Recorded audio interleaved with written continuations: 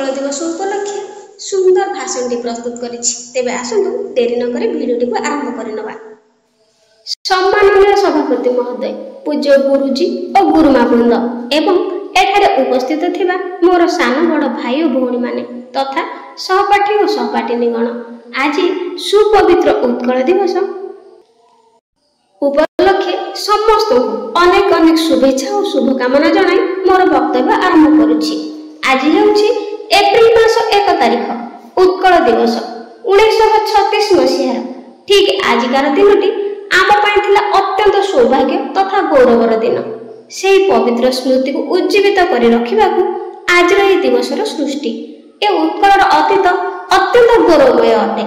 उत्कृष्ट कलार देश भावे ए उत्कल थिला सुविदित। एହାର सभ्यता, संस्कृति और परंपरा थिला अतुलनीय। प्राकृतिक संपद, धनरत्न आदि रे भरपूर थिला ए उत्कलर माटी। शह शह वीर पुरुषों को जन्म दे ए माटी होइथिला धन्य। समग्र विश्व रे ए माटी उड़ाउथिला विजयर बाना। सेहिति पई कपिल संहिता रे कहा जायछि, पृथ्वी रे भारत श्रेष्ठ, भारत रे उत्कल ख्यात। उत्कल सहित समान देश पृथ्वी पृष्ठ रे केउठी नाही। किंतु हठात दिने ए उत्कलर माटी रे घोटी आसीथिला दुर्दिनर कलाबादल। ओडिशार शेष स्वाधीन हिंदू राजा मुकुंद देव 1568 मसीह युद्ध रे निहत हेबा परे ओडिशार अवस्था शोचनीय होई गला। तापरे बहु दिन धरी अफगान, मरहटा और इंग्रेज आदि पराधीनतार रज्जुरे छंदी होई रहिला। दिने तार भाषा, संस्कृति, वाणिज्य, व्यवसाय, धर्म और सामाजिक परंपरार श्री को उत्कल हराइबाकू लागिला। गंगा ठारू गोदावरी पर्यंत परिव्याप्त ए उत्कल खंड विखंडित हेबाकू लागिला। ओडिशा को भारतीय मानचित्र हटाइबाकू अपप्रयास करागला। किंतु वीर प्रसविनी आमर ए उत्कल माटी। ता कोଳରେ जन्म नेइछन्ति केते स्वाधीन चेता महापुरुष तथा वीर पुरुष माने, जाहाको अविरत संघर्ष बଳରେ ए उत्कल पुणी निजକୁ संगठित କରି छिड़ा हेबाकू सक्षम हैला।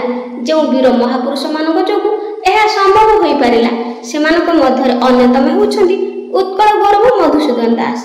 तांको सहित थिले उत्कलमणि गोपबंधु दास, महाराजा श्री रामचंद्र भंजदेव, पंडित नीलकंठ दास, फकीर सेनापति, महाराजा कृष्णचंद्र गजपति देव, राधानाथ राय, गंगाधर मेहेर, कर्मवीर गौरीशंकर राय, हरिहर मर्दराज और तांको सहित आहुरी अनेक जोगजन्मा महापुरुष। एही महापुरुष मानक निरवच्छिन्न साधना और संघर्ष जोगु ओडिशा 1936 मसीहा एप्रिल मास 1 तारिख भारतर प्रथम भाषा भित्तिक राज्य रूपे ओडिशा पुनर्गठित हैला। सेही गौरवमय दिनटी को मने पकाइबा पई आज रे भव्य आयोजन करा जायछि। आज हेउछि आत्मसमीक्षार दिवस।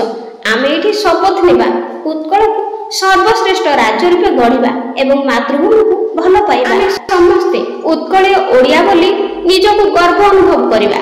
आमर भाषा और माटी को सम्मान देबा। तार गौरव को अखंड रखिया पई केबे पछघुंचा देबा नाही। मु एथि कहि मोर वक्तव्य शेष करूछि। वंदे उत्कल जननी। पिला माने वीडियोटी पसंद आस्तिले चैनल को लाइक, शेयर, सब्सक्राइब करिया पई जमार भूलिबेनी। आज पे रहउछि, धन्यवाद।